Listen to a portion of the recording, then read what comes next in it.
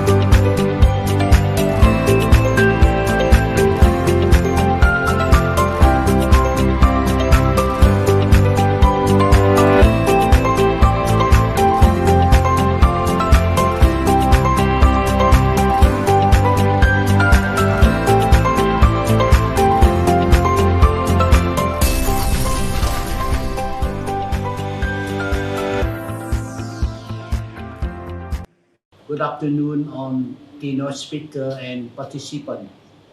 I am Prof. Viện Đô Thị, Chairman of University Board of University Economic, HCMC, Vietnam. I would like to say thank to more than 40 local, international jury members, universities, company, local authority, NGOs around the world to organize the event series, namely Shaping the Unknown Future Toward Smart City, which meant hosted by Insitute of Smart City and Management, Iscm-Ueh. UES, that means our university is a leading university of Vietnam in the economic, management, and business administration field, and is one of top 25 world-best university for making significant contribution to lifelong career development by Humanity Plan 2020. In our university, we warmly welcome on local and international professors, specialists, and stakeholders to join our intensive network to contribute to better education as well as better quality of people's life. I strongly believe that together we can overcome this tough time and we can move forward stronger than ever. Welcome to all of you to panel discussion, Sustainable Transport Safety.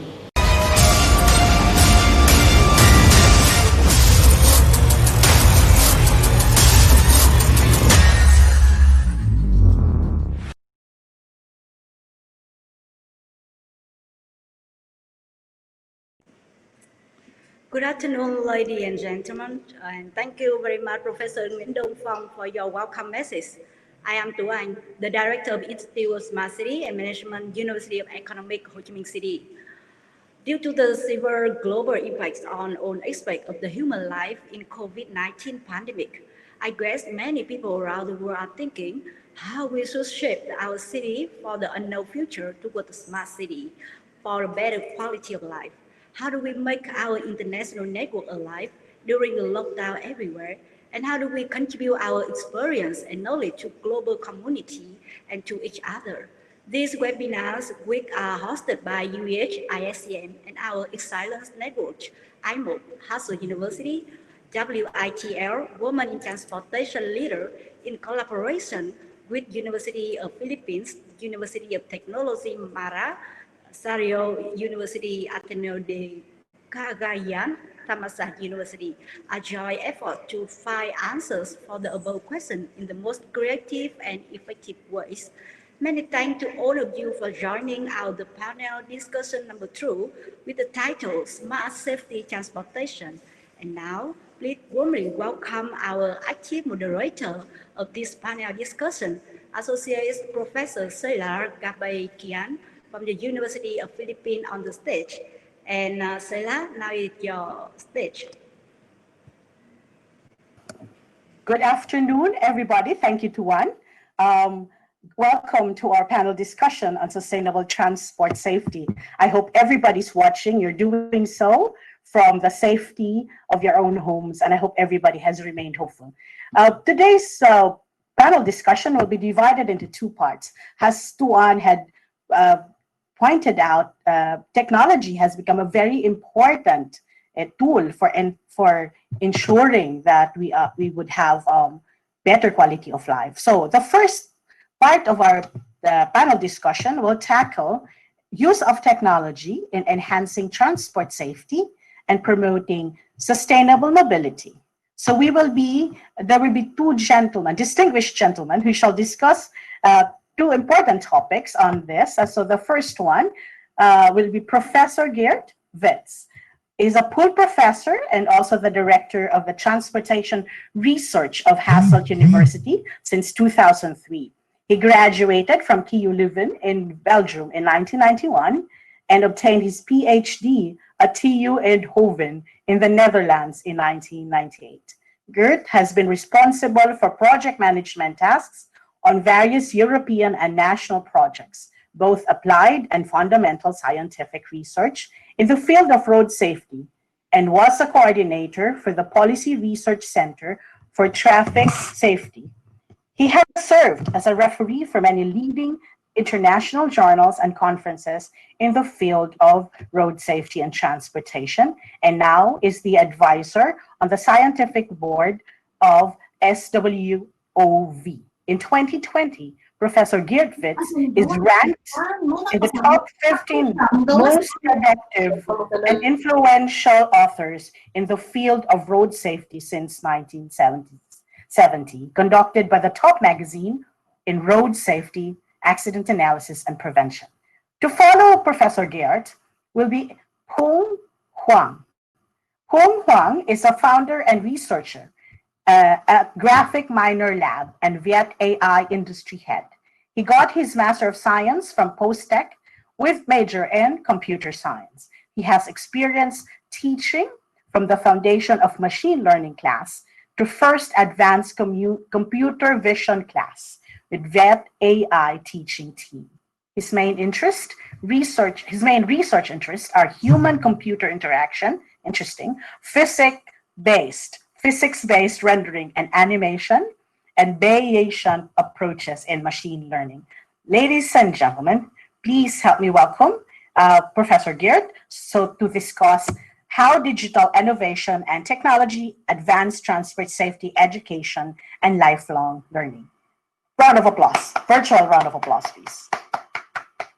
Professor Geert? Thank you, Sheila, for this excellent introduction. So my talk will be how we can use technology to advance road safety education. Especially, I want to focus on lifelong learning. And to illustrate that, I will provide 2 international cases from Europe. So the first case I want to introduce is a European project we are currently conducting, which is named iDreams. And iDreams is all about how we can improve the roads safety of professional drivers. So we see in Europe that a fair percentage, roughly 40% of all work-related deaths are caused by road collisions. And always we see that the driver is the leading cause in over 90% of those collisions. So what we are trying to target within this project is to see, okay, given that we have those heavy accident types, we see it also results in increasing insurance premiums, how we can tackle that by creating a safety culture within that organization. To do so, we have introduced in our iDreams program, we want to achieve 3 goals. So the first goal is really to measure, to assess what are the achievements of the driver on road safety. So we really put the driver into the center, because as you have seen on the previous slide, in 90% of the cases, he's really the leading cause of the accident. So it's really important to focus on the driver. But if we focus on the driver, it cannot be just a one-time shot. It's really important that we try to improve his achievement, and we do this by monitoring the driver in a continuous way and try to make a personalized learning. So that's really a very specific case of lifelong learning. Safety culture can only be achieved if we really follow up the driver in a continuous but also in a personalized way, so that we can improve his internal motivation. And finally, in the end, we want the driver to become even an ambassador, so that he can act as a peer for the other drivers. So how do we put this in practice in the iDreams project? So basically we monitor 3 things. We're monitoring the context, like the weather conditions, we're monitoring the driver, and finally we are monitoring the vehicle. And once we have gathered all those data, we try to come up whether during the trip there might be some problems. So we really assist the driver during the trip, indicating whether there is a no danger, a possible danger, or really a very actual danger phase. So, and to do so, we really calculate on the fly what's the risk for the driver. But as I said during my introduction, of course, it's important to do a follow-up, not just on the spot giving feedback. Okay, it's nice because we need to intervene on the spot when there's an actual danger, but to prevent that this actual danger will happen again, we really want to provide those feedback, and we will provide this type of feedback either by the app or either by the web to the driver, but also to their supervisor. And it looks like this. So in the vehicle, we have a screen where there's all types of warnings which indicate whether there's an acute warning, so that immediately on the spot we can provide this information to the driver depending on the safety tolerance zone that we have calculated. And if a person exceeds the safety tolerance zone, he will get an immediate warning. But even more important is we have now avoided the accident on the spot, but to prevent that it will happen again, we need to provide this type of post-trip feedback. And we provide this feedback to the driver where he can get scores. So he really can see whether he's improving over time. We also give him certain goals which he then has to achieve. We have leaderboards where he can compare to his colleagues, and we provide that for several types like acceleration, deceleration, steering, and so on. And we also provide tips to improve his performance. Now, we also show this type of feedback really just on a map, where you can see where this happened. And we even provide this information with a short movie attached to it so that we can really show it as something very educational. We can explain to the driver what has really happened, and we can also explain to other colleagues that they believe, because many times the drivers are not believing that there might be a problem, and then we really confront him with a real situation so that they can see why this has happened, and we can really interact with, or the coach can interact with the driver. So now I will move on to the second case study I want to show, and that's the route to school. So while the first case study was really into a professional environment, we want to improve the driving behavior of professional drivers. Here in the route to school case, we want to improve the safety of school children, because it's really an essential problem for the moment, that children feel very unsafe while going to school, as well as their parents, and as a consequence, most of the parents bring their children to the schools by car instead of the more healthy alternatives like walking or by bike. So that's why we have come up with a tool where we want to create a more safe school environment, but we want to do this by really actively involve all stakeholders. The baseline of the tool we have developed is see through the eyes of a child, because we think it's really of essential that we can involve those stakeholders, the children themselves, so that they can really in the center, like in the first case, we really want to involve the professional driver. And here we really want to involve and put the children into the center of our solution. So therefore, we have developed a tool which is used now in Belgium and already in other countries, and which we also try to develop now in Vietnam, where we come up with a map. We have developed an application which is called Route to School Education, and this Route to School Education will really show how children can improve, and we can guide them by lifelong learning. And on top of that, we can provide some services to help the schools to implement this tool. Now, basically, how is the platform looking like? We really show the map of a school environment, and we show on this map, we show the mobility bottlenecks. We show when there can be a bad road, there can be incorrect parking, some fast traffic, unsafe crossings, and so on and so on. But what's really important is that these bottlenecks are mentioned and put on the maps by the children themselves. So it's not because we as traffic scientists or consultants think it is a problem. No, we really show it on the map as the children themselves feel that it is a bottleneck. And that are the most important bottlenecks to change and to solve. And starting from those bottlenecks, we then come up with our platform targeted to education.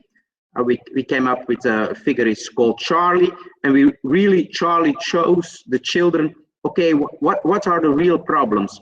What should Charlie know while crossing a street? What should he see? And we always start from their own environment. We think that's very important, that we first try to start from their own environment, and then gradually we say, okay, what do you see from your own environment? And then gradually we make it more difficult, we make it more transferable to other city environments.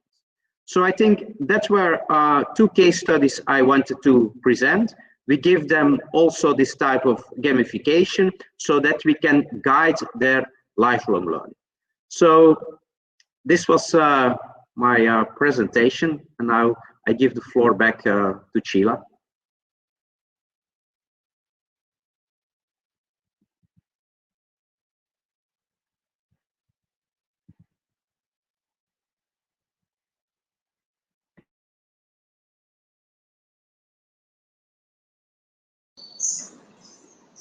I think Sheila might have frozen. Yeah, I think so. So yeah, yeah, maybe we'll go to the next presenter, Mr. Fong.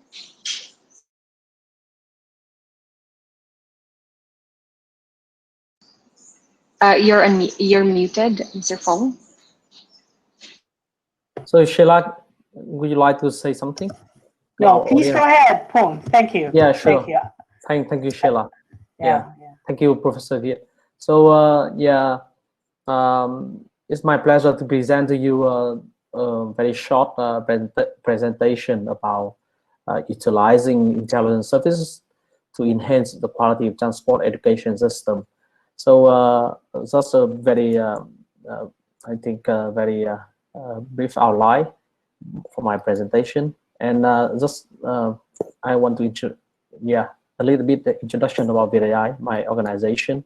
So right now we have a kind of the core projects. We have education activities. We train more than 500 ML engineers in Vietnam, and they're from big corporate to university. And we do have a kind of paper reading seminar with the advisors, I mean the scientists who are working on deep learning stuff, I mean in vision and computer vision and natural language processing. And yeah, it's a kind of community, and we are kind of a non-profit organization. And right now we have a partnership with one hospital in Vietnam. They are kind of the eye hospital, and they do provide the data set. I mean, they identify the patient identities, and they provide the data set from the fundus camera. So the fundus camera support the ophthalmologist to capture the images from the eyes of the patient. So from the images, you can diagnose some kind of the symptom for diabetes, for glaucoma, and I mean a lot of diseases you can detect from the image. So you saw, as you seen on the right picture, you see some kind of very basic example that if one doctor trained in university, I mean graduated from university, and they can label some kind of symptom. But with AI, you can have a kind of automatic procedure to detect the disease. And now we do have not only for medical imaging data set, we have a traffic data set, because traffic jam is kind of a severe problem in Vietnam. And we collaborate with one university in Vietnam and the transportation department in Ho Chi Minh City, so that we have a kind of label in data set, I mean in the supervised learning problems. So it's very basic, I mean brief introduction about our organization and I mean action right now to utilize the AI powers in real practices in Vietnam. But I think today's kind of topic is like for transport and lifelong learning. So I would like to show you very basic, I mean the kind of case study, the AI in a surveillance system in Vietnam. So just I think just a month ago in Vietnam, a toddler kidnap occurred in a north province in Vietnam, when a 2 years old toddler played in the park, and he was kidnapped by one strange person. And the police officer, they utilize a surveillance camera system and the AI services, and they can automatically track the suspect. And less than 30 hours, the tribe was rescued, and the suspect was arrested in a different province in Vietnam. And I think it's got a very impressive result. I think it's less than 30 hours, and in the park they only have one camera, but later on with the surveillance system on the street, the police officer, they can track it, they can address the suspect in less than 2 days. And I think it's a very, very good example about, utilizing the AI powers, all kind of the power of computer vision on the real practices.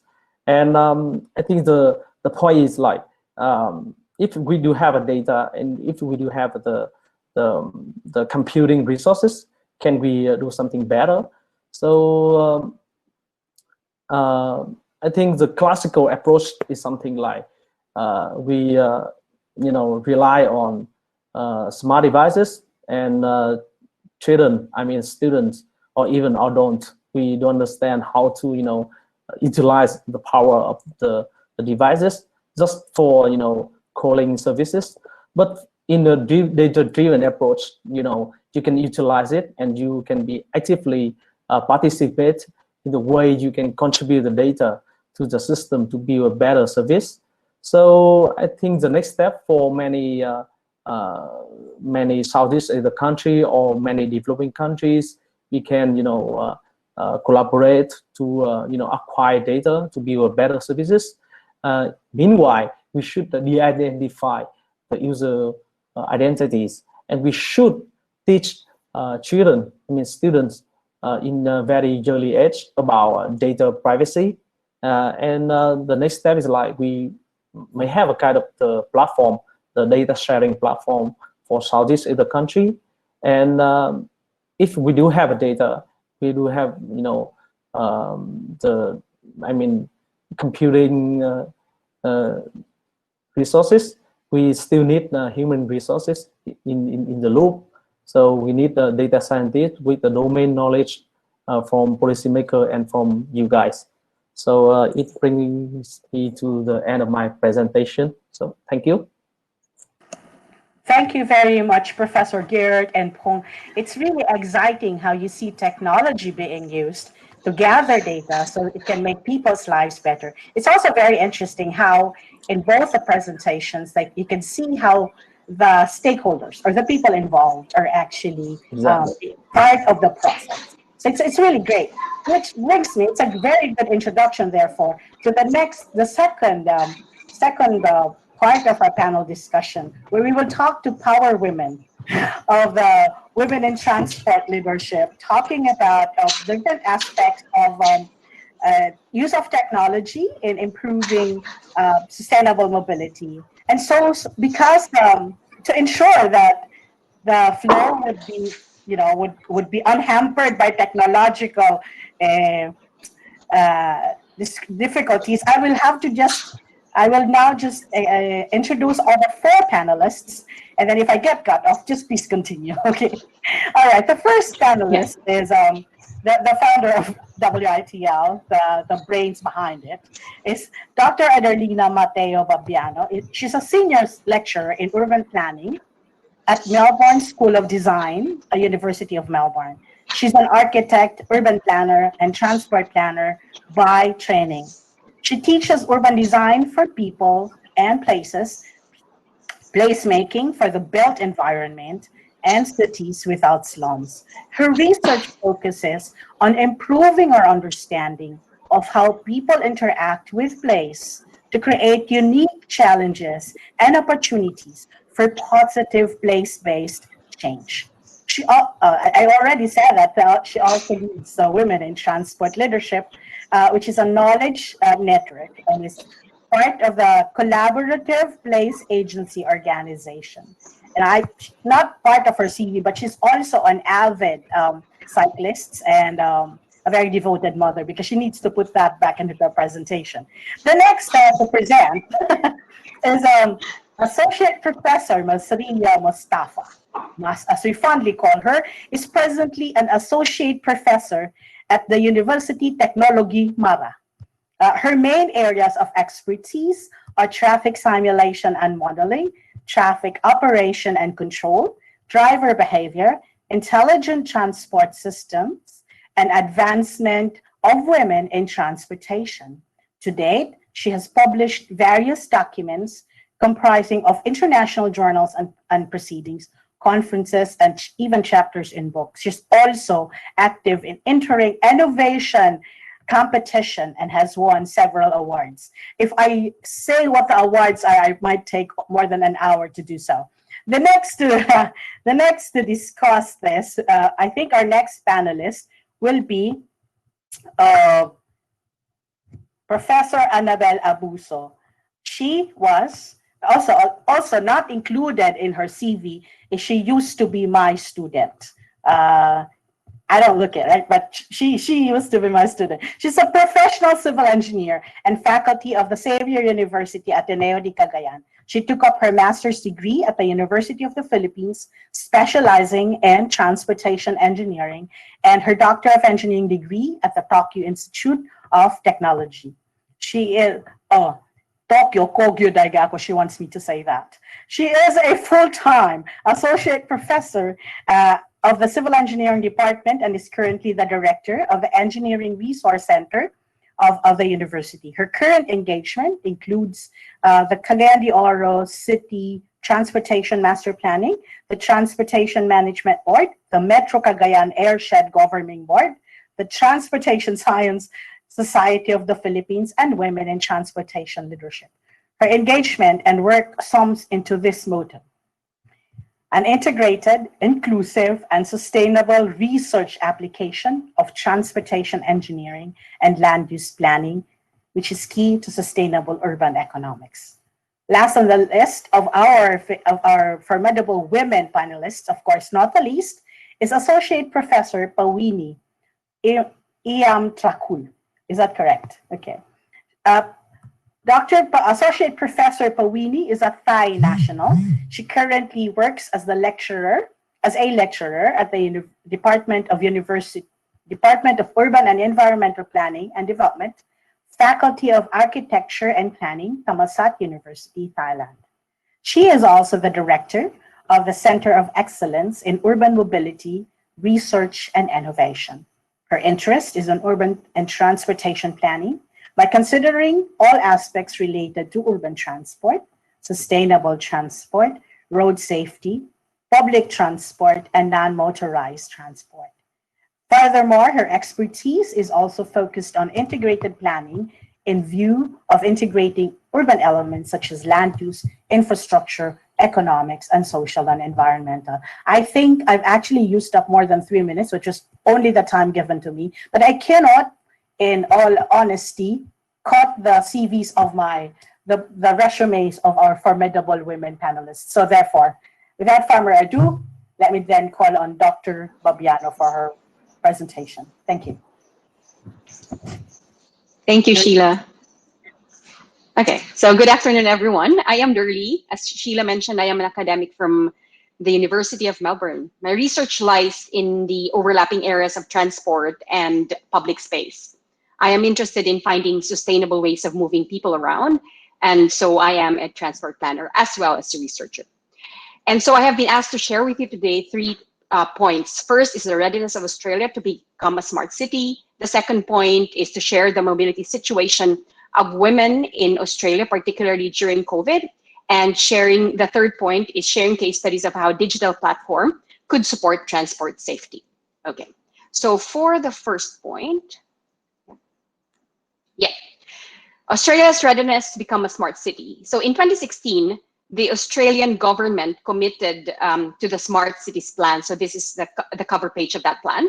The plan is a framework for cities policy at the federal or national level to serve as a blueprint to deliver improved outcomes for cities in Australia, and particularly for the citizens who live in the cities as well as the rest of Australia.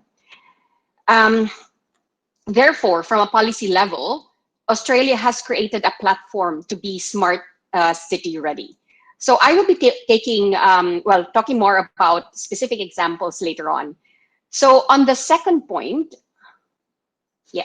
mobility situation, general situation of women in Australia, particularly during COVID-19. So according to the journalist Annabel Crabb, COVID-19 has affected Australian women more than their male counterparts.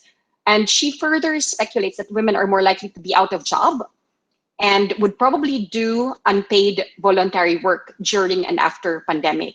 Also, a study of the University of Melbourne professor Lynn Craig she established that women, especially mothers, have actually added 4 hours, additional hours of care work during the pandemic as a result of social isolation and school closures. On the other hand, her male counterpart, the husband, only put in half of that, so 2 hours. And I think there is an agency here in Australia as well, which is known as the Workplace Gender Equality Agency. So what they do is actually profile and monitor how women are faring in different sectors in society. So again, they are doing research while monitoring during COVID, and they found that female, are actually more at risk of domestic violence. At the same time, majority of healthcare workers are female, and at the same time, majority of healthcare, caring responsibilities actually fall on women. So in a sense, they are more exposed to the virus, and so are at more at risk. However, positive outcomes of that situation include flexibility in the workplace, because we now could work from home. And so hoping that in the near future, there would be more policies and practices that would be more amenable, more positive for women, particularly carers and mothers. And the third point that I want to explain is what are the case studies that utilizes digital platform. And so while it does not really specifically focus on women, I think providing these case studies actually provide for a better condition for women, right? So first, what you see on the screen is the use of digital technology as an online consultation platform to engage, as well as encourage participation from different people and stakeholders about their preference, particularly perceptions and ideas in terms of what they want to see on their streets. And this would provide input into the transport strategy for Melbourne. And so the key question that has been asked, at least from this project, was what are the most important issues for the transport strategy refresh to address? So this is the strategic plan, transport plan for Melbourne until 2026. And in a way, it also utilizes some kind of, gamification and design thinking, game-like participation, wherein individuals could digitally post their responses using text, photos, and video card responses. Yeah. Another example of how it's not playing, actually. I'm not sure what happened, but it should be a video. But anyway, this is a pedestrian counting system, wherein Melbourne, as you know, for the past few years, Melbourne's been considered as one of the most livable cities. And in our city, there is a strong belief that pedestrian activity is a proxy for livability and vibrancy. So the local council has actually installed sensors at strategic locations within the CBD. And so the idea is to have regular pedestrian counts across the day, so 24 hours. So the video that was supposed to play would show you how the number of pedestrians at different points within the CBD are increasing and decreasing from early morning until midnight. Yeah, but unfortunately it's not working. And the beauty of this information is that the counts are regularly updated and are free to download. So for instance, if you have projects that would require certain infrastructure, for example, pedestrian infrastructure, so it could actually inform those initiatives, right? So during COVID, walking and cycling, I think, should be the preferred mobility options because they provide the needed freedom of movement, while at the same time, we are able to adhere to health protocols. And so we can adhere to protocols without the need of conforming or imposing to others. For example, if someone's driving you, or if you are taking public transport, right? So it's easier to move around, particularly in Melbourne, because it's a medium-sized, small city. Yeah. And another example is really very interesting for me. So because it's what we call love letters to trees. So One of the strategic document or strategy of Melbourne is what we call urban forest strategy.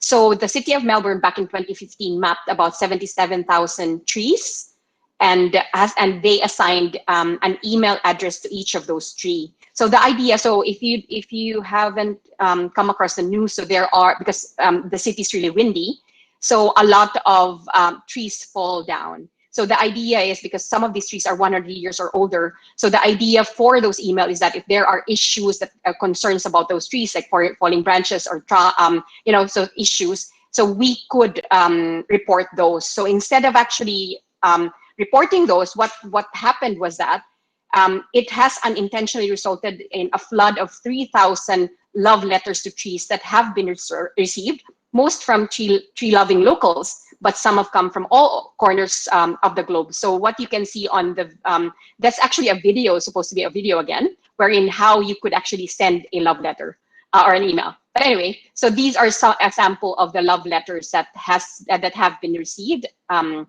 to the trees. Yes, and another example, again, it's not working, but it's a video again. So this one's how we use digital placemaking as a way to deepen our experience of place through storytelling and activation. So in this example, it's an example of a digital crossing and marking that appear according to real-time needs. So this is not an example in Melbourne, but a case study, a project that is very interesting for me. So apart from the crossing points, as you can see from the photo, if someone is distracted and gets too close to vehicles, nearby cars and cyclists will see a warning pattern line light up around them. So this car, you can see that car, there would be a line that would light, that would alight if someone's crossing and not is quite distracted, right? So this case study highlights how digital technology can transform a busy urban environments into more welcoming, safer spaces for everyone. And yeah, so that is that ends my presentation, and I would then give the stage to Mas. Thank you. Thank you, Dorothy. All right, waiting for the slide. Okay, hello and good afternoon, everyone. I am Mas Ria Mustafa from the Faculty of Civil Engineering, University Technology Mara, Malaysia. So for today, I would like to talk about sustainable transport safety, Malaysia overview. The agenda for today, I will talk about I will give some introduction about Malaysia and also some introduction on smart city implementation in the country, mobility situation, as well as women's safety in shared mobility modes. So I'm pretty sure everyone would know where is the location of Malaysia. Our capital is Kuala Lumpur with a population of 32.73 million. And for gender balance, almost the same, 50.7% are actually male and 49.3% are actually female population, with the age group of 15 to 64 years old cover around 22.95 millions of the total population. And Malay and indigenous people are the majority of the ethnic groups in Malaysia. When we talk about the household size, it's 4 persons per household. This data is actually generated from 2019. When we talk about implementation of smart city in Malaysia, Malaysia has come up with Malaysia Smart City Framework, MSCF, back in 2018. So we think that we need to be ready, welcome to the wave of digital evaluation and utilize it to overcome the challenges and also physical limitations towards improving the quality of life of the people and also to ensure the development of smart and also sustainable nation. So basically this particular framework serves as a guideline and also the reference to local authorities in planning and developing smart cities in Malaysia. So there are 7 components lies in this particular framework. Number 1 is smart economy, smart living, smart environment, smart people, smart government, smart mobility, as well as smart digital infrastructure. So these are the some of the example of smart cities, example in Malaysia. Number one is Putrajaya, smart city. The other one is smart city Iskandar, Malaysia. This is actually in the southern part of Peninsular Malaysia. And also smart Selangor. Selangor is actually the city where our university is actually located. When we talk about COVID-19 cases in Malaysia, as of 21st of September, there are around 10,276 cases were reported. And basically, Kuala Lumpur records the highest number of COVID-19 cases with 2,636 cases. And it's 16 hours. Currently, our Prime Minister had already announced the extension of the recovery MCO, movement control order, by a further 4 months till 31st of December 2020.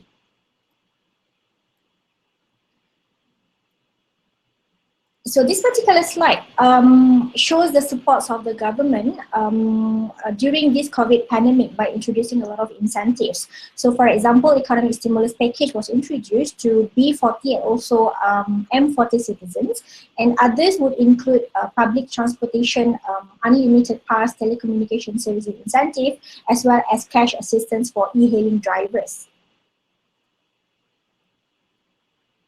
So as you see, for this particular slide, shows how visitors to or time spent in categorized places change as compared to the baseline days. So you may see, the report is actually from Community Mobility Reports Google. You may see how people go to the recreational area to buy all the essential and also to go to work during the COVID-19 phases. And basically, as you may see, as COVID-19 case decreases, you may see on the green line, and also when the MCO is loosened, more trips are generated for recreational, essential trips, as well as for workplaces. And you may also see vacations and also public holidays may help you understand what the community looks like when people don't go to places to work. As of Malaysian, as of women, how do they, would the mobility shifted? Yes, it is. In fact, a lot of companies and also the workplaces has already introduced work from home culture. And then some of them even use more private vehicle as compared to public transportation. And some of them even converted or transfer, or maybe they use active mobility. And e-commerce become a very high number, and they introduce e-business online. And then some of them even travel on purpose, only travel during when there are needs to go for travel. When we talk about safety, preliminary statistics on accidents or trauma cases receiving treatment at our Ministry of Health hospital have shown a decrease of between 65 to 75% in all states during MCO period as compared to before the start of the MCO.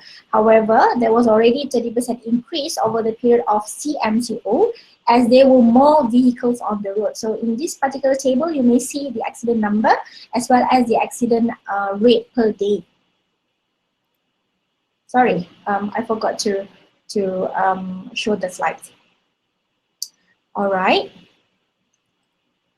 And then, okay, this is actually a very interesting slide. I just figured out, the slides shows in 2014, the Thomson Reuters Foundation in collaboration with polling company YouGov asked more than 6,550 women in 15 the world's 20 largest capital cities, including New York, how safe they felt when traveling on public transportation. So basically, there are 5 questions were addressed. How safe women felt traveling alone at night, the risk of being verbally or physically harassed, the likelihood the other passenger would come to their assistance, as well as the trust that authorities would investigate reports or harassment or violence, as well as the availability of safe public transportation.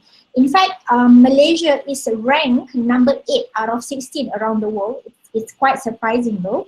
Now, I think with a lot of incentive or initiatives run by the government, it could actually improve the situation. So that slides back to another slide. This is actually the final slide of today, which shows how can shared mobility be attractive to women. So I'm pretty sure the answer would be we should improve safety. So there's clearly a long way to go, but it is very important to keep taking steps in the right direction and to use every option at our disposal. So these also include using technology. So more than 90% of sexual harassment on public transport goes unreported, and 80% of women are afraid of being harassed on public transportation. This is actually from UITP and also the World Bank. So basically, here are just a few different ways that I think technology that would help, and particularly in Malaysia, a few years ago, there was a question pondered. Is a Muslim female takes a ride sharing service with a male driver, does that constitute as halwat? Do you know what is halwat means? Halwat means close proximity between a male and also female who are forbidden by blood ties from marrying. So eventually, the Federal Territories Mufti office took on the question which was posed to them, and they said that it will not going to consider as halwat. All right. So basically, what we can do in order to improve the women's safety in shared mobility, we can actually introduce the first and also last mile option. So basically, when women are being able to see all the transport options available in the apps, that may help them to make the best choice of mode of their circumstances. And the other one would be a better route planning. So maybe the women can actually plan every leg of their journey with apps that will reduce the waiting time on the stations. And we can also have female-friendly apps. So women can actually choose their preferred drivers to provide comfort to women wanting to take ride-hailing services, as well as to provide safety alert. So being alerted to problem hotspots and run ahead of time ensures that women know if there are many areas in particular that they should avoid. So with that, I thank you.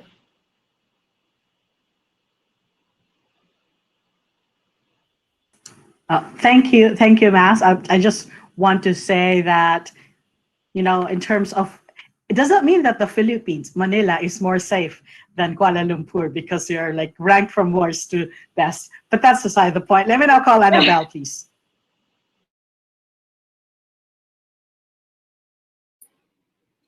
Good afternoon, everyone. Ciao Bu Chua, Vietnam. Yours truly, I'm Dr. Annabelle Abuzo. I'm here to present ASEAN cities, transport safety, and women's mobility beyond COVID-19 for the Philippines. My presentation today will discuss 3 focal points, namely the readiness of the Philippines in ASEAN Smart City application, the mobility and transport issues of women in the Philippines during COVID-19, and third, transport safety and women's mobility insights and options in relation to digital platforms application. Southeast Asia urbanization is still at its early stage. 60% of its member countries are less urbanized than the global average. The top 5 countries with highly urbanized cities include Singapore, Brunei, Malaysia, Indonesia, Cambodia, whereas in the Philippines, only about 44% of its population are in urbanized area or cities. However, according to the ASEAN Cities Network, the Philippines is a leading capital, and its leading capital, Manila, is the region's rising prime mover of urbanization, followed by the capitals of Jakarta, Bangkok, Kuala Lumpur, Ho Chi Minh, Hanoi, and Yangon City. Thus, in Asian Summit of 26 cities in Singapore, the Philippines is gearing up Asian Smart Cities Network application in the metro cities of Manila, Cebu, and Davao. All in all, 7 major projects were spread in these 3 cities. For example, in Manila, or Metro Manila project, the city conceptualized 6 major indicators, namely smart governance, smart people, smart living, smart mobility, smart economy, and smart environment, all in order to ease up traffic congestion and reduce pollution so that to attain sustainable economic and social growth. The Philippines is also known as a prime mover for gender equality in the Asia-Pacific region. The country is in par with Australia and New Zealand and ranks high in setting equal opportunities in both political and economic leadership and in narrowing down gender gap among men and women. Next to Australia, the Philippines ranks high in advancing equality in gender and work application, particularly women's representation in the area of tertiary education and graduates, entry-level professionals, senior management, and board members. However, like most countries in the world, the Philippines is not exempted from the experience of gender harassment and violations. The book released last June by Sicato et al. On transit crimes and sexual violence in cities revealed that women's mobility is a critical issue in public transportation setting. The case study in transit, trains, and bus in Metro Manila by Dr. Babiano, Dr. Napalang, and myself revealed that physical, verbal, psychological forms of harassments are happening on board, en route, on station, and at bus stops in our public transportation. At the dawn of COVID-19 pandemic, the face of gender inequality changed. In the Philippines, community transmission is an issue in highly urbanized cities. As of September 20, the Department of Health and World Health Organization reported that the cumulative cases of pandemic is about 283,000, while 74% have recovered. However, the country's social, economic, and mobility landscape has changed drastically. Mobility of women have shifted as transportation access are compromised by the pandemic. Mobility shift of women activity are greatly affected by shifting household roles and dynamics, shifting to study and work from home, shifting to relevant and practical trips by purpose, shifting to shared mobility, and shifting to active transport. As mobility is restricted, a new dimension of gender inequality and safety issues among women emerge. Inside the household, women are at risk because of support services which are delimited. The violations and unreported cases of crimes such as abuse, rapes, and harassments are not regulated, and women are prevented from leaving home. Outside the household, community health workers are discriminated and are refused of basic services, while reports of sexual harassments are reported at COVID-19 checkpoints. The government already incorporated transportation safety platforms. This includes engineering and infrastructure, ICT and IEC applications, gender inequality policies, programs, and initiatives that addresses women's mobility and safety concerns. However, with COVID-19, we hope to advance the transportation safety and gender inequality in the digital platform. We enjoy 7.7 population or 7.7 billion population of the world and 55% of its urbanized cities to optimize the use of technology through mobile phones, internet, and social media. We are already using today live store meeting room as a means to connect information. So with all other online meeting applications that already starts to par with the use of Facebook, YouTube, WhatsApp, and Messenger, etc. The global average of social media users is dominated by men, yet this is mostly surpassed by 48% women and 52% of male in Southeast Asia, which blaringly spells social equity or social parity. Thus, we highly recommend women's gender and mobility applications in the digital platform. Currently, social media growth is escalating, and with COVID-19, ASEAN Smart City Network, and gender inequality, we need to optimize the use of digital platform. In particular, in promoting engagement such as online marketing or selling, online livelihood and store setting, online exchange and partnership, as well as driving innovation through skill sharing, technology sharing, information sharing, and access, as well as encourage services for education without borders, because as we are teachers, we also experience this, as well as mental and physical health care. These are already existing, although these are some of which are unrecorded. But we hope to advance in our hope that through social media, we could further advance gender mainstreaming and women empowerment. Thank you.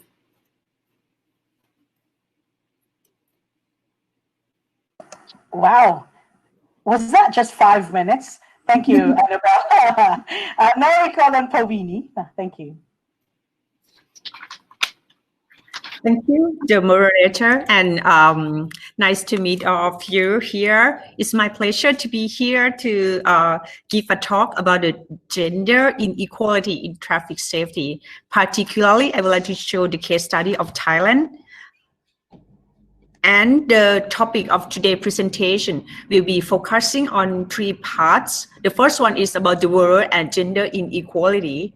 And the second one will be more focusing about the gender inequality in traffic safety. And the last one, I will try to emphasize on the case of Thailand and the road safety, and particularly in the inequality issues.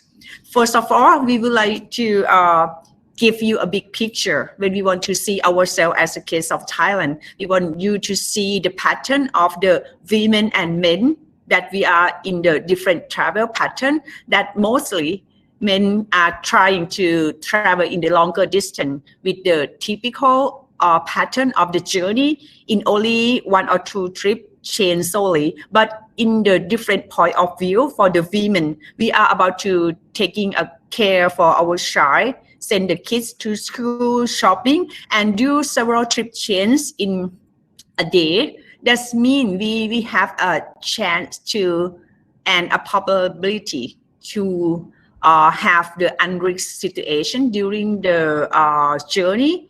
And when we see in the detail, we see that when the traveling pattern are different, and also the diversity in terms of the socio-economics, it means that the possibility of the risks and also unsafe situation will be happen for the different group of the commuters. However, when we consider in the comparative way of the men and women, we see that we all agree that men have the higher risk exposure compared to women, but this is from the risk behavior that with the less destination but the longer trip and also more aggressive driving with the possession of the car is lead to the situation that men will have the more chance about risks on the road rather than women. But when we try to see in the opposite way, that among all women with less car owner, and they need to do both care work, home care, and also need to perform their work outside their home. This is about the multiple destinations and with more about the public transportation usage, and particularly the physical change in terms of the pregnancy and also in terms of the child care allow us to be a term of the latent unsafe situation for during the driving or during the trips. And when we try to see the overview in the big picture, we see a lot of challenges among us in terms of the inequality. And mostly we are about to overlook for the problem of the safe transport, because mostly when we talk about the inequality, it will be more focusing about the poverty, it will be more focusing about the socio-economic issues. But when we are about to talk about the traffic safety that I would like to emphasize today, we are going to see that the inequality, particularly in the term of the gender issues, when we see a picture of the problem and more focusing in our case of Thailand, we are about the number 9 of the world ranking. But before we are about the number 2, it seems to be like the popular mode choice or popular mode distribution here is about the 2 or 3 wheels road user. It allows us to go for the unsafe situation for sure. And when we talk about the role of the gender in the road safety and compare to the SDG goal or Sustainable Development Goals, we see that we are about to talk to the goal number 3, number 5, and number 11. That number 3, we need to focus on the good health and well-being. Number 5 is about the gender equality. And number 11 is about the sustainable cities and community. But in the reality, it seems like we are at the unsafe situation. Whenever we just want to make a trip, actually we don't want to make a trip, we want to perform our activity in several patterns, but a trip is induced in the meantime. But just only to perform activity, 70% of the men have risks larger than women, and with the unsafe behavior of the no safety belt or speeding or drunk driving, it seems like men are most likely to be killed. However, there is several behavior and the factors that's always overlooked here. It seems like when we talk about the transportation inequality, we are talking about the accessibility, about the income, about the education, but there's something behind about the inequality. It's about the mixture of the intangible factors. For example, the quality of the public transportation service, which women have less car ownership. It means that we are about to push them to enjoy public transportation. But in the developing regions, the quality of those choices for the modal, for the several modes choice, it seems to be in the low quality of services, and also in several places it is difficult to reach for the public transportation, and it brings about us to need to force ourselves to go for the easy mode choice, which are about motorcycle. And in this meaning, it means that we are about need to face for the unsafe by using the motorcycle. That is about 24.3 motorcycle user got killed per 100,000 population. And with this figure, we always challenge ourselves that what about the problem for the female in the road safety? Mostly we are talking about the male because in the term of statistics, this is a bigger portion. And when we talk about this case, I'd like to show you from my own project about the study on policy analysis to promote motorcycle safety in comparison with urban modes in Thailand. You can see that the majority of the road user, it is about flipping, because this is the urban pattern that male and female are almost equal in terms of the availability or affordability of the mode choice, but the driving experience, accident experience, and the possession of the vehicle and risk behavior is similar to the global trend. But it brings about us to think about the challenges here, that still the majority are the motorcyclists, and the mortality rate is more for the male, and also the injury rate is also going to the male rather than the female. However, when we talk about the women, when we talk about the road infrastructure, when we talk about the public transportation, we can see unview folder for the sexual harassment, about the insecure situation, and also the differences in terms of the gender did not treated well in the public transportation, as you can see in this figure, and 50% was happened in the public transportation usage. And it's in the conclusion, we can see that when we talk about the inequality, we need to think about all user need to be treated equally in terms of the universal access. And when we talk about the gender, safety and security become a must to be considered in all aspects, not only in terms of the mode choice, but infrastructure and also some innovation or technological need to be about to focus more about the gender and to raise awareness for all road users and to be allowed for the tracking for the problems that happen in our society because we are different, but how to treat the different choices among the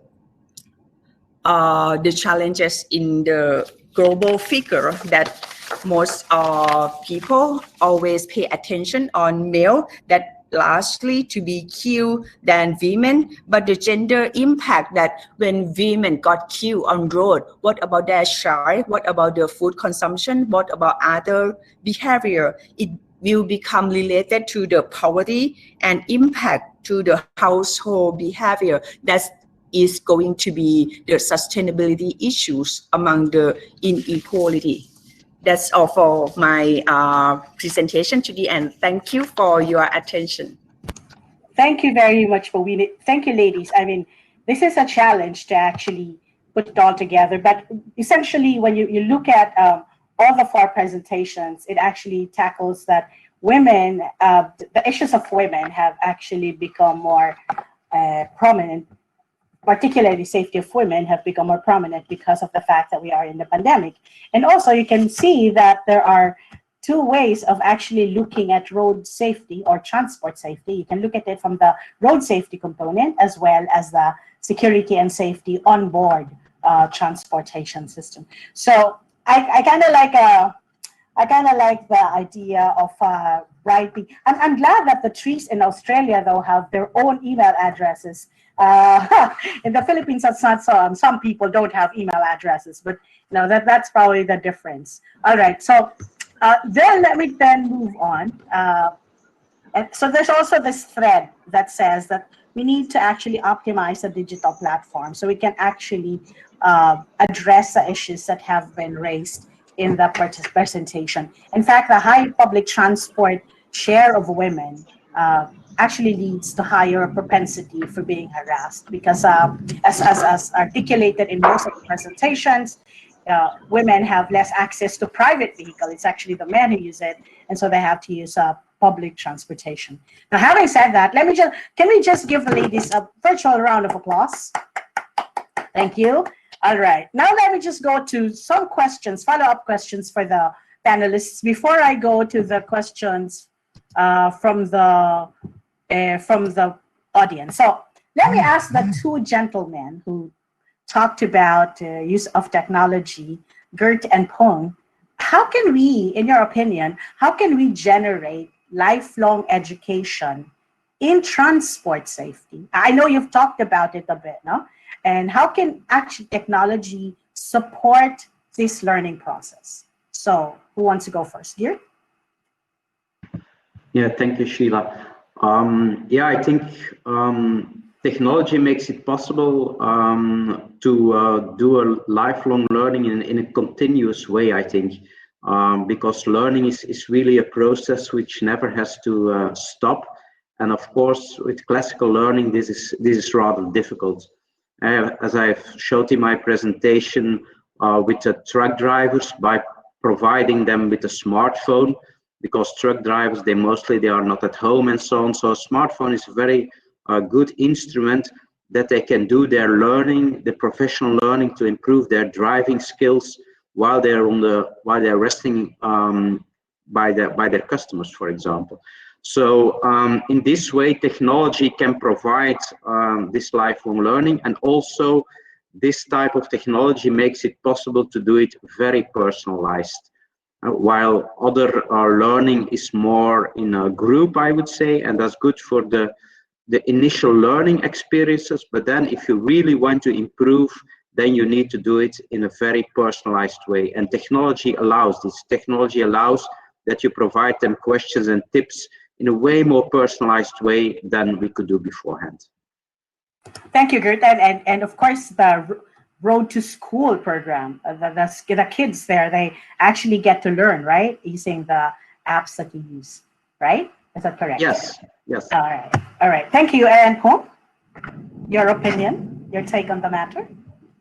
Yeah, I'm with you, Professor Gear, because I think smartphone is like a very good medium, instrument for for students in very early age. They can learn, you know, about transportation safety.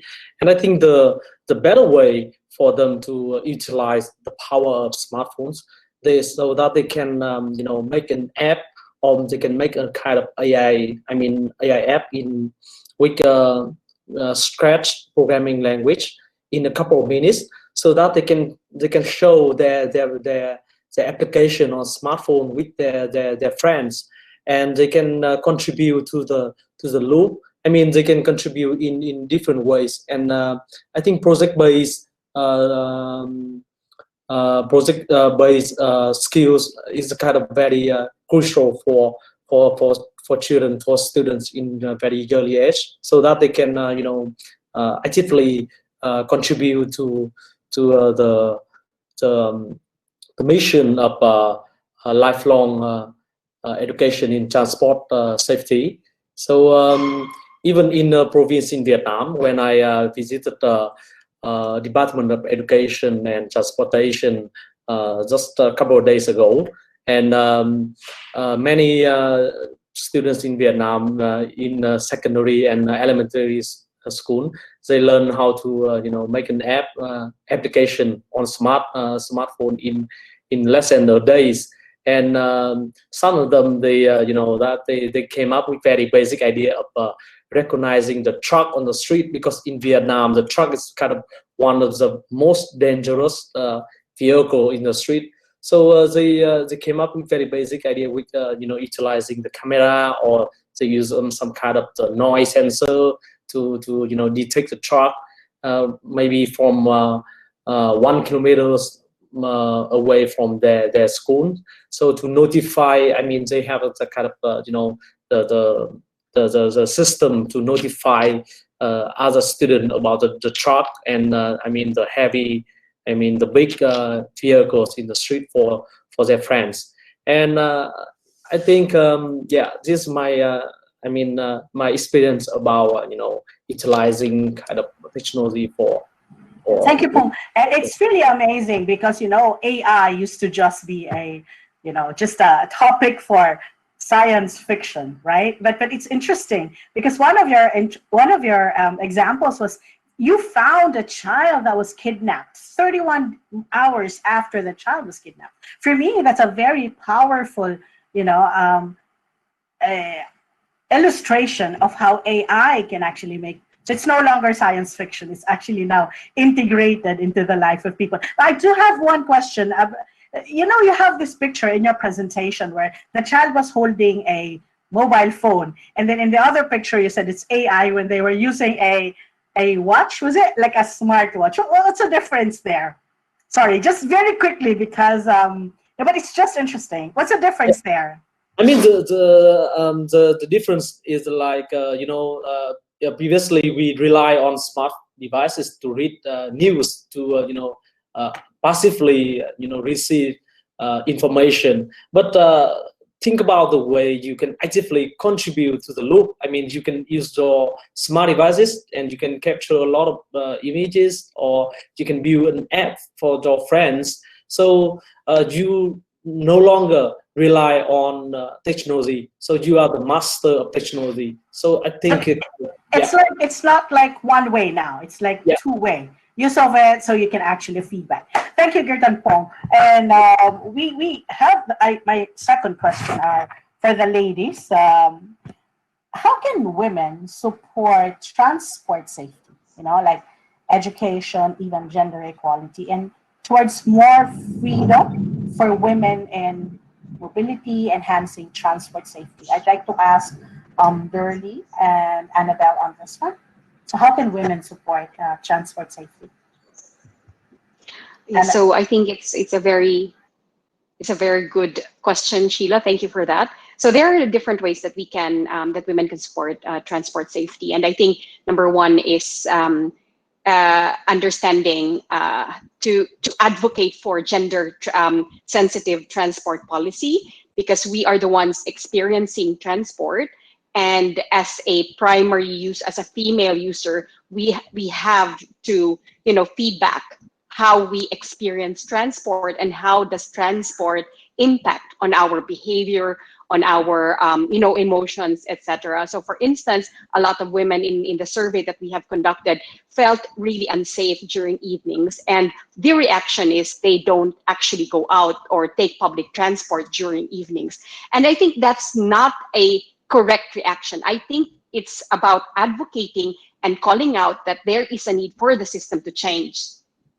So that's one way, responding to and, even calling out what's wrong with the system. And, that's one way. And the second way that we could contribute to transport safety is educating our kids. And, we are all academics, we are all educators. And in a way, we have the responsibility to, to educate our kids and our students on how we can create a safer transportation for everyone, or even, a safer city for everyone, not necessarily only transportation. And I think those are the 2 points, and Annabelle could probably add more. Annabelle, thank you, Dorley.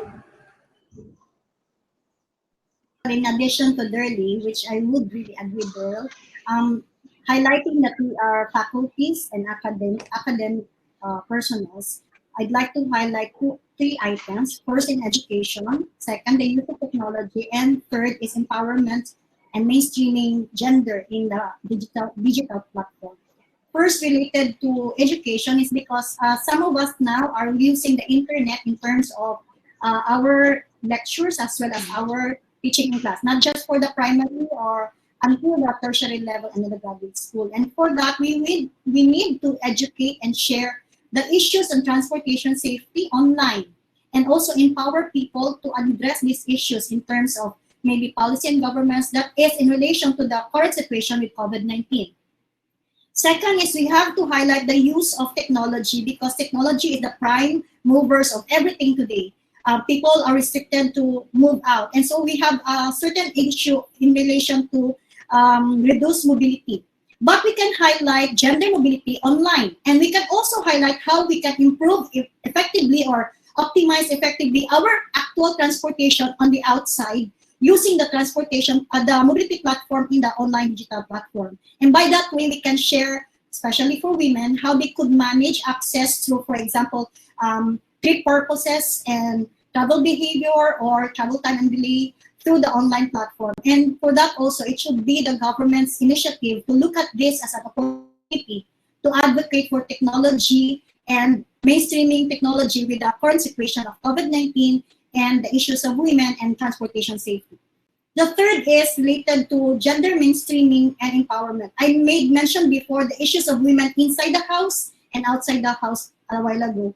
And these are prevalent issues not only for us women, but as well as our children and even the elderly in the families. I am very particular with those who are affected, especially doctors and nurses who are women serving our community, and yet they are discriminated and deprived of some basic services because of some issues that people are afraid of them during the COVID-19.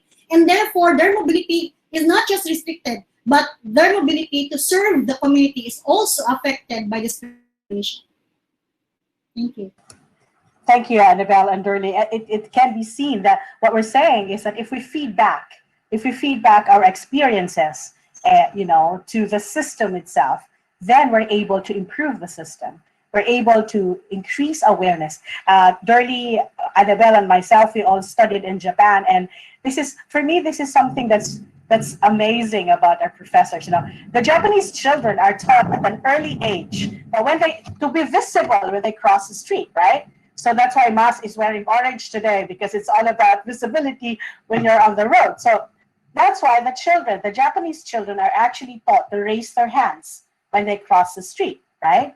And you would see our professors who are advanced in age still doing it. For me, that's a very good indication that if you teach them really early on, and if you keep repeating the same message, it actually helps in instilling safe behavior. So thank you, Dorley and Annabelle. So let me move on to my next question. My next question really is,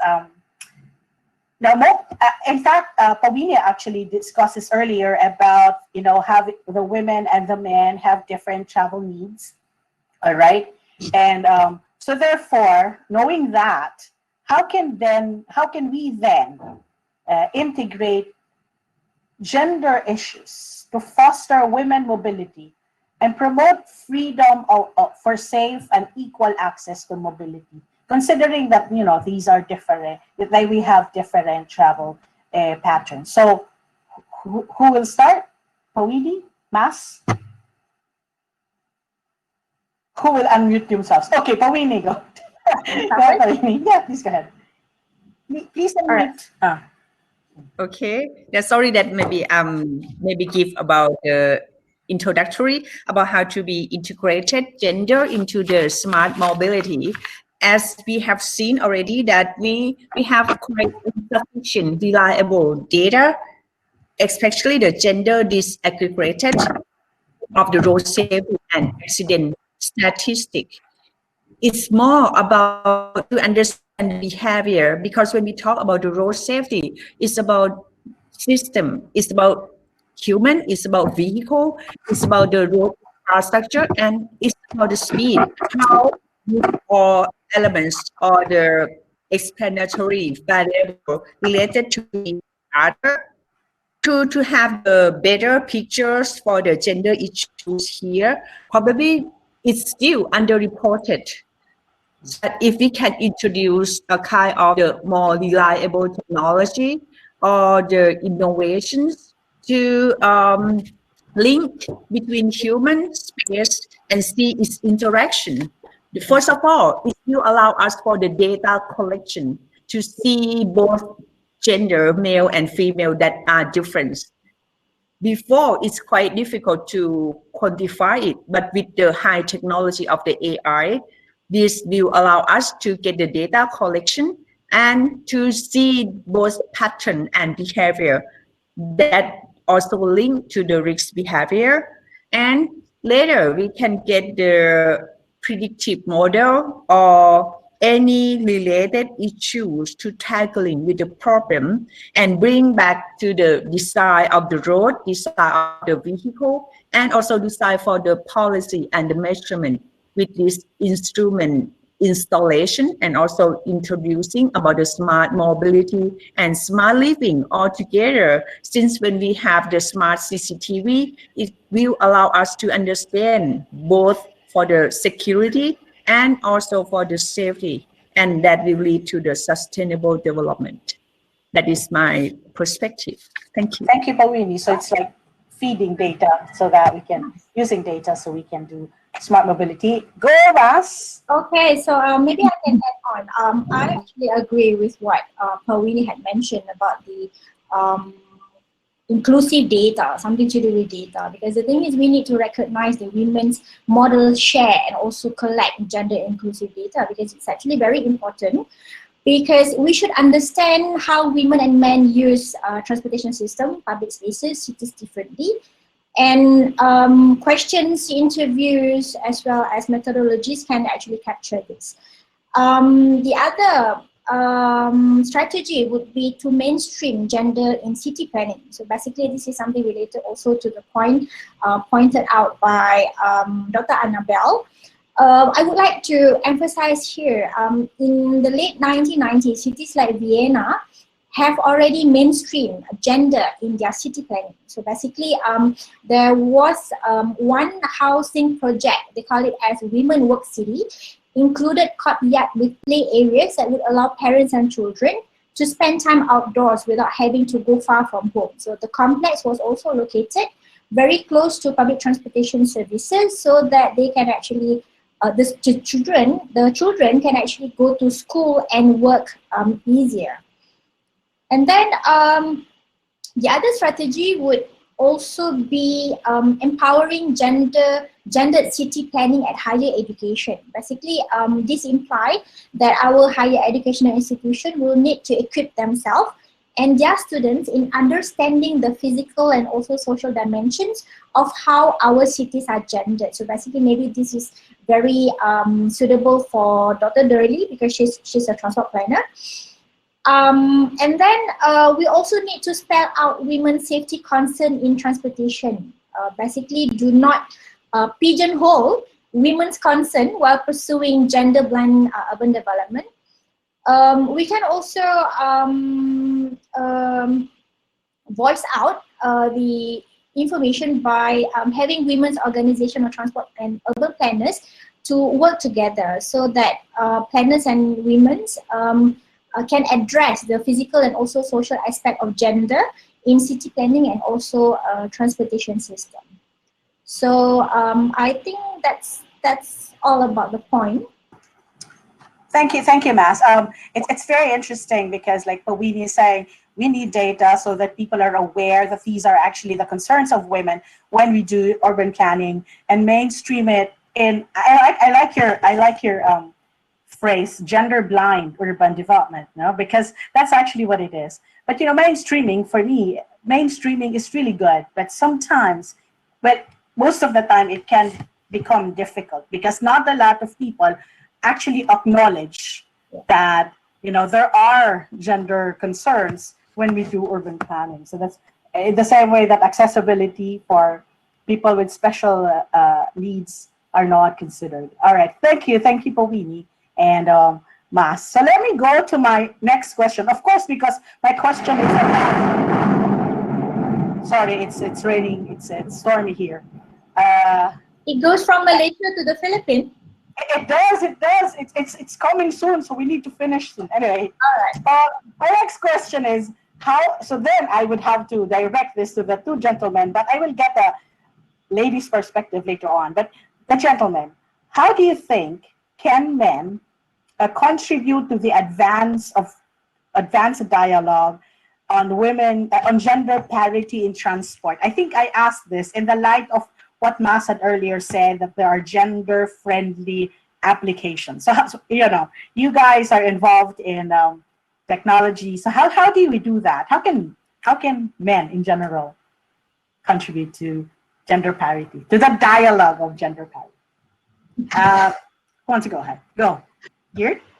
Yeah, I think there are several professions where women are in transportation underrepresented, like truck drivers, and I know it would be something also what the truck companies are really looking for due to driver shortage, that more and more women would be able to become a truck driver, and to do so and to make that job, of course, attractive. Also, the working hours and so on had to be adapted. And in that way, also making truck driving more safety. So I think if there would be more parity, I think that would be a good and very specific example where we could improve these women in transportation. Thank you. You're saying that maybe more women should be truck drivers? Yes, that's something very in Europe. They are really looking into that because there's really a driver shortage, and to understand better the really specific problems of women in transportation. Now it's a very male-dominated profession. I think it's over 95% at least who is male. So if this would become more equal, then also a lot of other issues related to the profession would be discussed. And that's really something in Europe they are looking into. I'm glad to hear that, because before I give Pong the floor to answer this question, I just remember that a few years back, the Philippines, because you know the mindset is that women are more conscious of safety than men are.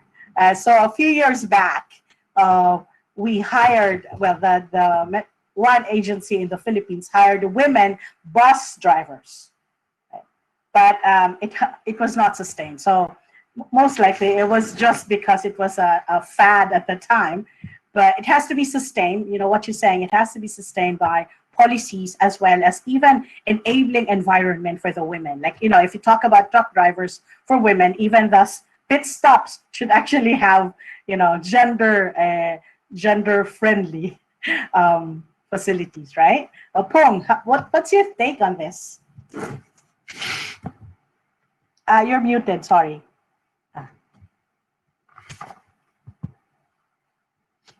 Muted still? Sorry. Okay. It's very difficult question for me because I think India.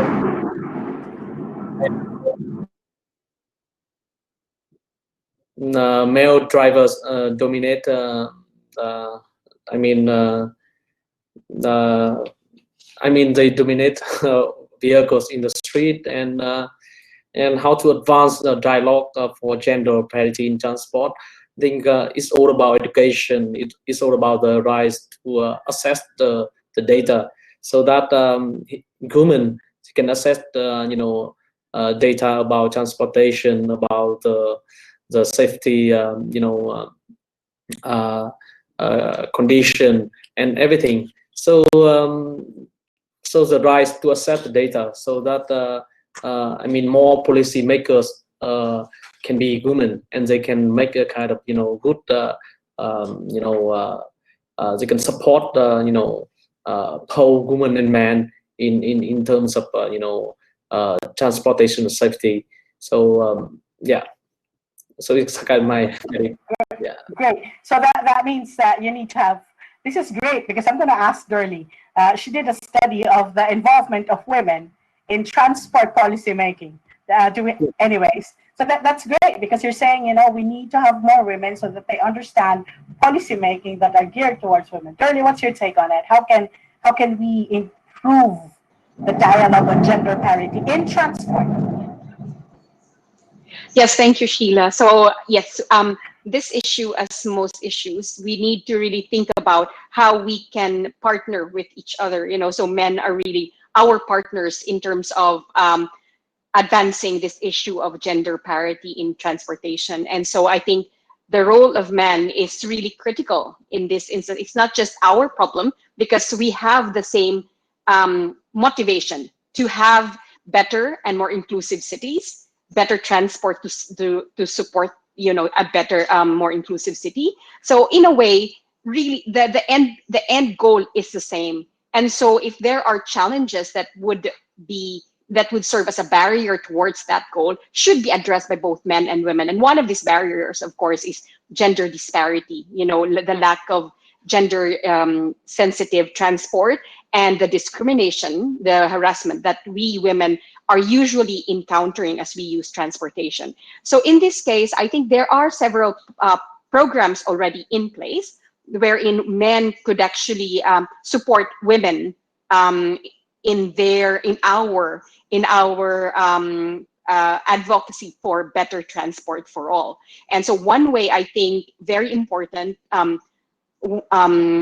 strategy is becoming advocates for gender issues, right? So there are, for example, Males Champion for Change, wherein the aim is to address gender disparity and to, so in companies, it's not just about transportation, but in different companies, how executive leaders could support women in their companies to go into leadership position. And I think what was mentioned earlier was the limitation, lack of representation of women as truck driving. And another component or another subsector within transportation is the lack of women leaders. So I think these are the two areas that we need to work together in achieving. So for instance, we have a lot of executives and leaders who are male, and I think sponsoring their women subordinates into, mentoring and sponsoring these women in employees to go into leadership position is really helpful and useful for women in transport.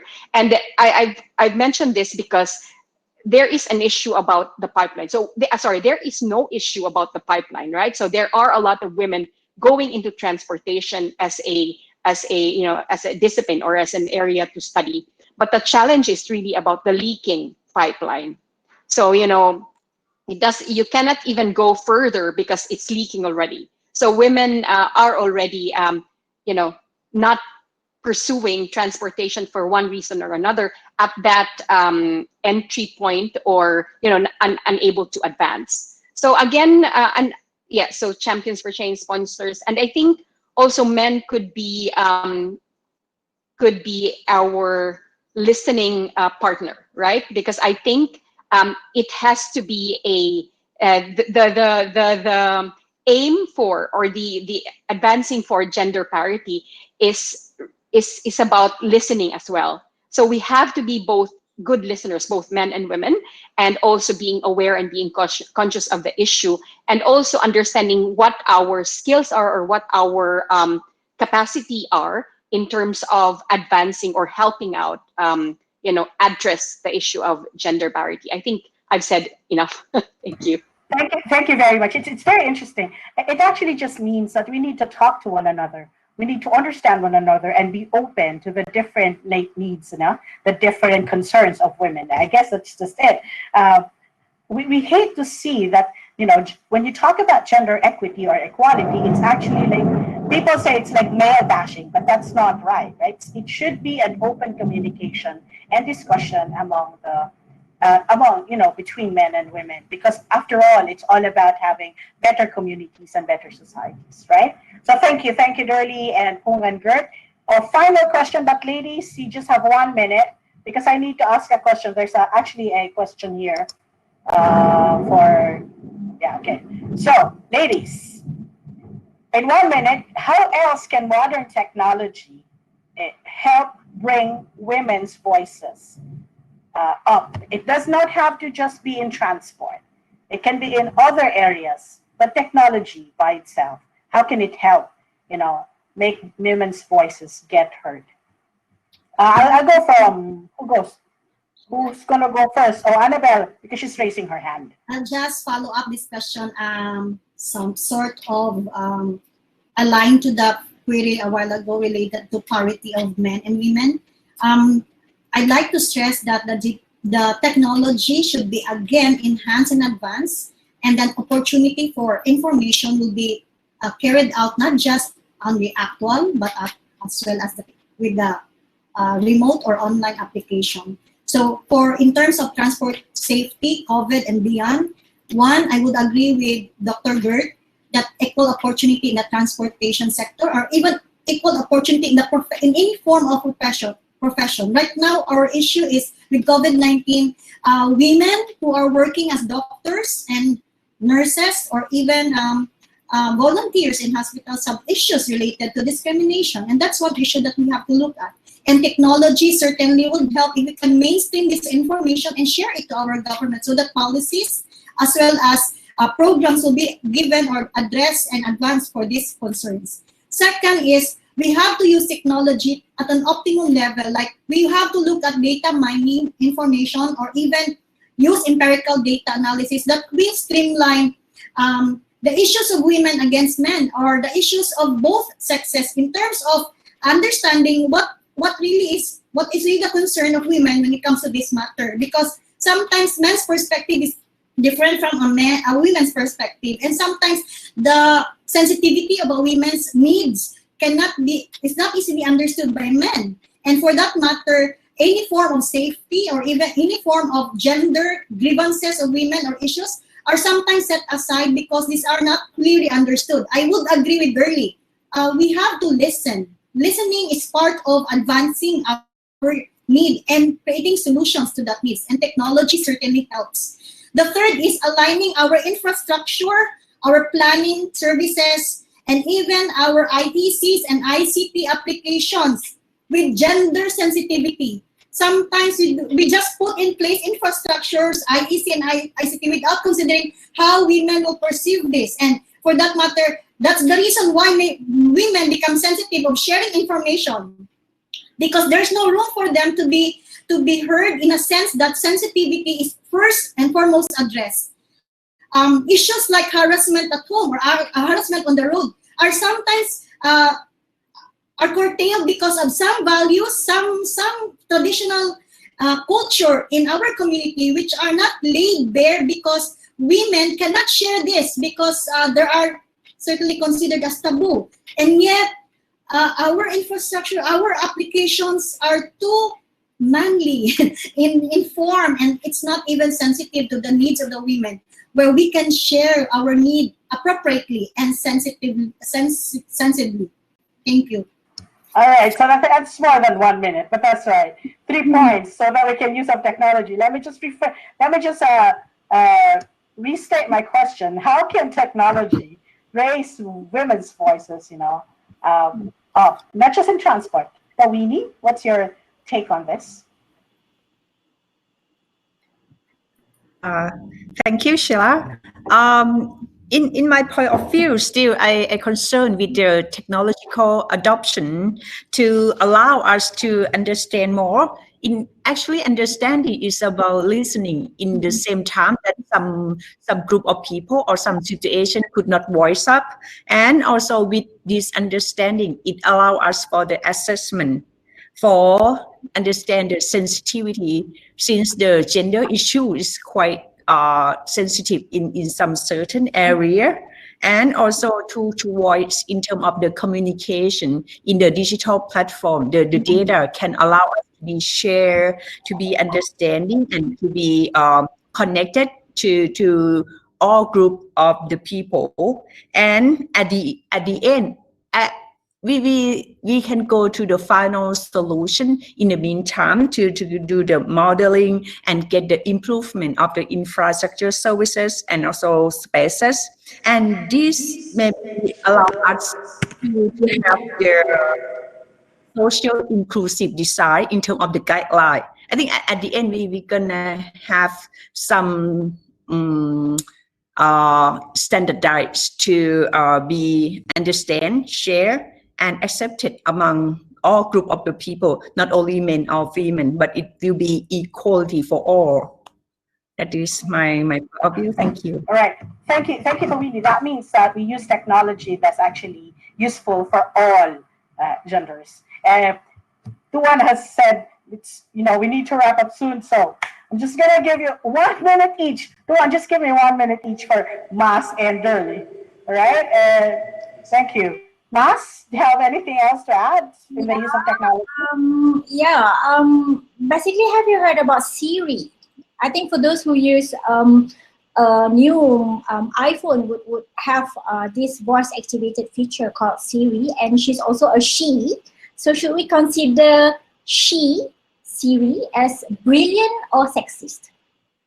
Right? So the thing is, for technology also has been proved as an effective organizing tool in support of the safety process in Malaysia, or even in the whole country. So for a while, I think many government agencies communicate with the civil society via social media.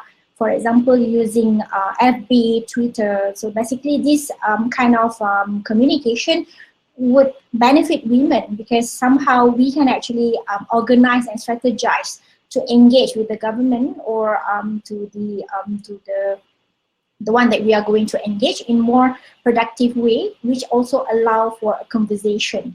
So women can also use Twitter to voice up women's inclusion in safety and also security. So it may offer kind of a direct line or direct connection to the policymakers as well. And in addition, women and diaspora's organization may also develop social media guides to create uniformity in women's messaging to the government. So in conclusion, if you want something said as a man, if you want something done as a woman, that's from Margaret. So it is us ladies who can do the change. So sorry, Jin, and also Pong. That's all from. Yeah, thank you. But it's interesting. It's data collection, it's conversation, but it's also used as organizing, right? Dirty. Tuan is looking at me really bad. So 1 minute, Dirty. Yes, very quick and just a few seconds. I think it's a tool to support collective action and walking the talk. And one good example is Life Cycles PH. Through social media, through Facebook, they were able to come up with an organization, a platform to connect the health workers with bicycle owners to be able to solve their mobility needs during the early parts of COVID. So, collective action as well as advocacy, those two things. Thank you. Thank you. So it's data collection. collectivity as well Collective as collective action, as well as what do you call this? Organizing tool. There is one question. Thank you, panelists. But there is one question from the audience. I have to say, this is a question for Professor Geertz. Do you think your applications are promising in developing countries?